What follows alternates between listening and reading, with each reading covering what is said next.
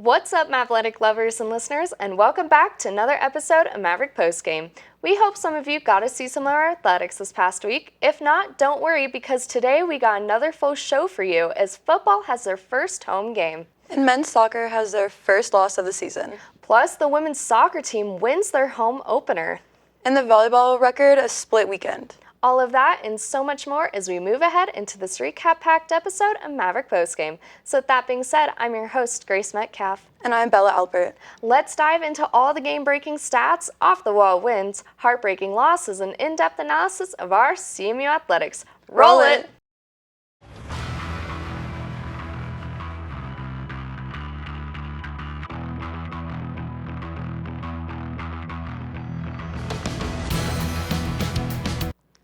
Hello everyone, once again, I'm Bella Albert. And I'm Grace Metcalf. Let's hop right in and take a look at all the Mavtastic action that took place this week here at CMU. The defense set up an early score, but after that, Colorado Mesa's football team struggled to get into any kind of offensive rhythm Saturday in a 28-12 loss to Central Washington. In their home opener at Stoker Stadium, the Mavericks struck first after Colin Sturr intercepted the Wildcats on their first play from scrimmage. That turnover came only seconds after the Mavericks' Aiden Taylor was thrown for a 4-yard loss on 4th and 1 inside the Central Washington 30 on the opening drive of the game. Taylor's 10-yard touchdown run capped a 5-play, 31-yard scoring drive after Sturr's interception. As they've done after every touchdown this season, the Mavericks went for the 2-point conversion, but Trevin Edwards was ruled down just shy of the goal line before reaching the ball over the end line. The Mavs' theme for the offense the rest of the day was coming up short on third down or seeing a penalty wipe out big play after big play. Central Washington's ground came pounded away at the Mavericks' defensive line, setting up play-action passes from Kennedy McGill, who also ran for 53 yards and 2 touchdowns, including the Wildcats' first touchdown midway through the second quarter. Defensive penalties also hurt, with a roughing the passer flag setting up the Wildcats' go-ahead touchdown with only 1 minute and 20 seconds remaining in the first half. An end-around pass from receiver Darius Morrison connected with Darian Gaines for a 35-yard score and a 14-9 lead. The Mavericks lost starting quarterback Leslie Richardson in the third quarter when he was hit after an 8-yard run. The Mavs quarterback slid and was hit by Tanner Volk, with the coach challenging the lack of either a targeting or late hit call.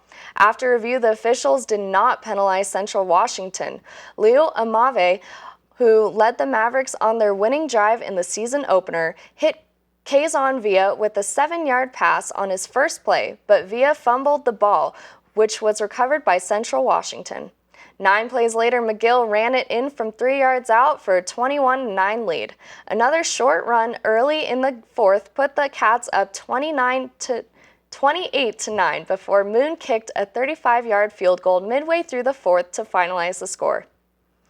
As a team, the Mavericks overall lacked possession. The Wildcats had the ball for 10 minutes more than CMU, which averaged 4.1 yards per play. Mesa's best quarter offensively was the first, hanging on to the ball for more than 10 minutes.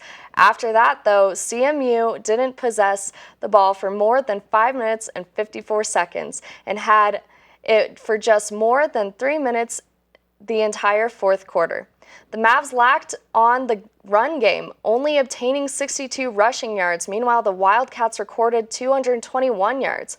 Both teams overall were pretty much even with passing yards and penalty yards. The Colorado Mesa University men's soccer team would close out their road trip to Salt Lake City Saturday as they would record their first loss of the season in a 2-0 defeat to Cal State University, Monterey Bay. During the match, the Otters would score their goal in the 7th and 60th minute. The Mavs threatened to score quickly after the Otters' first goal in the match, when a corner kick allowed for a header attempt by Manuel Pounce.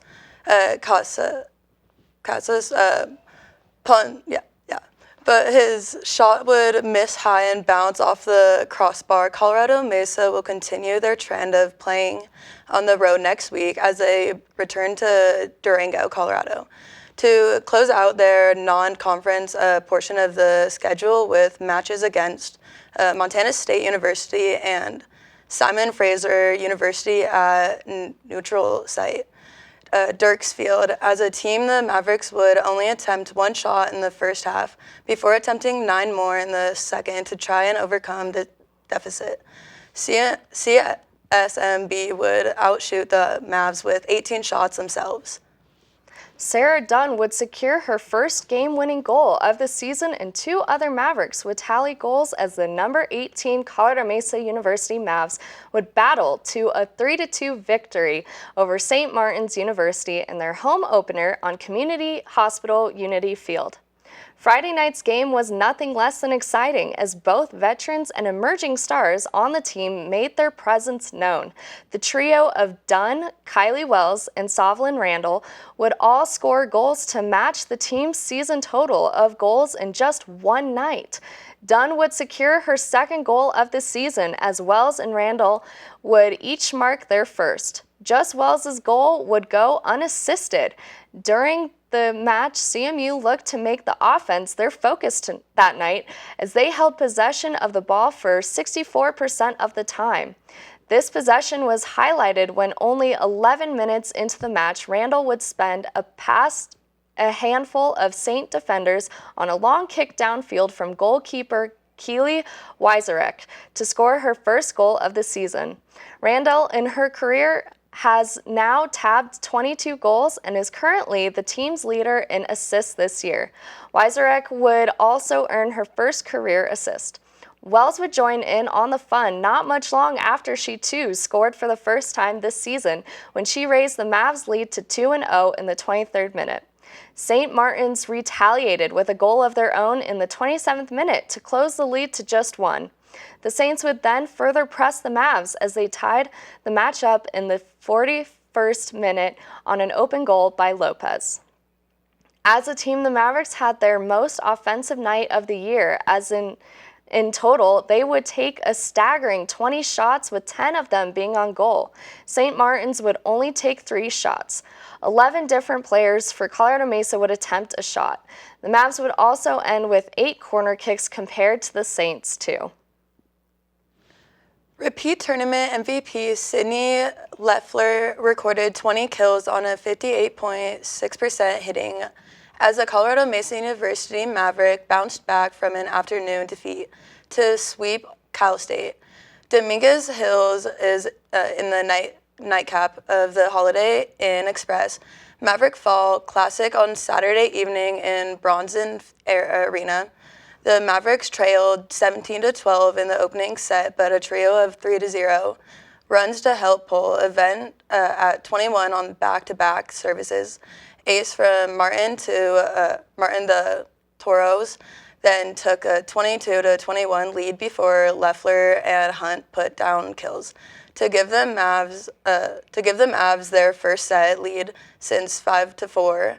The second set was also tight for much of it before a 5-1 Maverick run.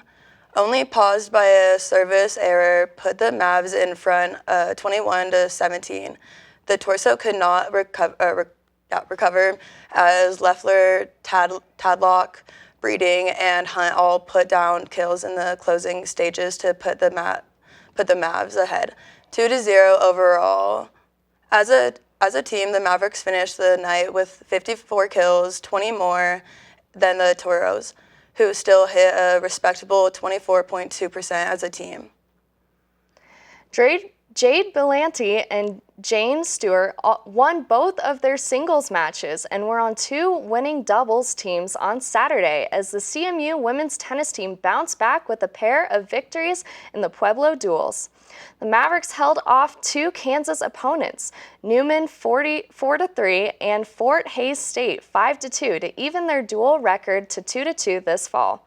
The Mavericks swept the doubles competition to take a 1-0 lead in the team score heading into singles play in each duel. Against Newman, Devin Rodriguez gave CMU its first singles point with a 6-1, 7-6 victory at number 2, and it was 2-2 heading into the final 3 matches. Berlanti wrapped up her match, but Newman won a toss-up match at number 4 when Luciana Flores outlasted Catalina Ballon-Marin. 7-5, 6-4, Stur delivered in the final match of the duel. CMU had a 3-2 lead against the Tigers with 2 matches to go, and Delia Meyer won a third set tiebreaker, 5-7, 6-1, and 1-0 to clinch it. Right after that, Berlanti gave the Mavs another point with her number 5 victory. McKenna Livingston won her number 1 singles match over Strictha Vangala, 6-4, 6-2. Matching its best start since the spring of 2021, the Colorado Mesa men's tennis team improved to 3-0 in duels with a 4-3 victory Saturday over Newman in Pueblo duels. The Mavericks rattled off 4 singles victories to seal the deal, led by Henry Scheck's 7th straight match win this fall. 7-5, 6-1 over Nicolo Lipolis of Newman at no 2 singles. Roman Pan, Philman Jabin, and Emil Holtman all won their single matches in the middle of the singles lineup. Payan claimed a 7-6, 6-2 win at no 3 singles. Jabin won 6-4, 6-1 at no. Foreign Holtman won 6-3, 6-3 at no. 5. William Leschberg dropped a tough 6-3, 7-6 decision at number 1 singles, and Jamison Fillingston lost a third set tiebreaker at no 6, 6-4, 2-6, and 1-0. Kirsten Williams took 4th in the women's race for the 2nd straight year as 5 Colorado Mesa University cross-country runners placed in the top 10 of their respective races at the 16th Annual Mountaineer Cowboy Invite. The Maverick season opening meet on Saturday held at the Gunnison Community School.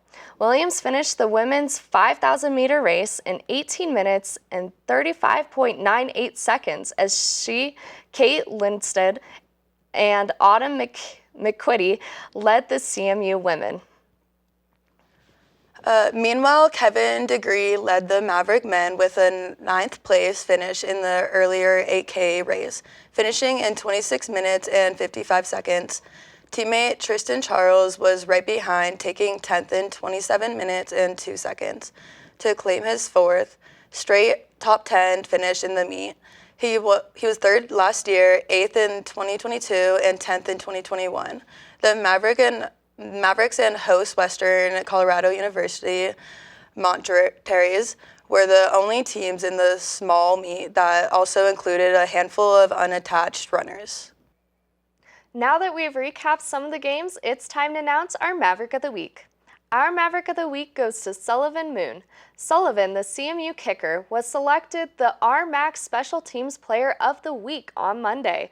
The junior from Colorado Springs who transferred to CMU from CSU Pueblo this season made field goals of 20 and 35 yards in the Mavericks' 28-12 loss to Central Washington on Saturday.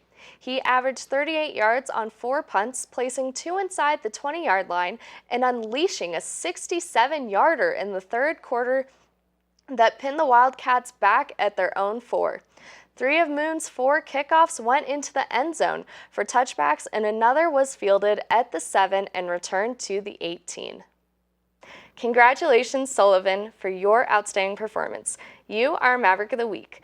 We are now at the end of our show, and it is time for our closing statements.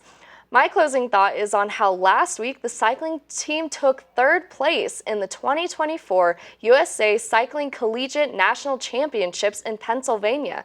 The Mavericks found themselves on the podium several times, taking gold in women's team pursuit in the 4-kilometer, bronze in men's team pursuit, and silver in women's sprint. Despite some of the losses we've seen this past week, this is an absolute honor, and it's incredible to see overall how well our individual athletes are performing. That is awesome. My closing thoughts are always on how much I love Maverick Postgame Grace. But in all seriousness, my thoughts are really on how awesome it was to watch a football game. Despite the final score, witnessing the Mavs being able to score a touchdown within the first couple minutes was awesome. Although I wish they managed to get that 2-point conversion. That would have been really cool to see, and it might have helped us out a little bit. And now that we have wrapped up all action from this week and given our closing thoughts, it is time to close the show. Thank you everyone so much for joining us this week on Maverick Postgame. I've been your host, Grace Metcalf. And I've been, oh, my bad. And I'm Bella Albert, Be sure to go check out our channel, 62.2, for more games and updates. We'll catch you next week on an all-new recap-packed episode of Maverick Postgame. Stay safe, Mavs. Study hard.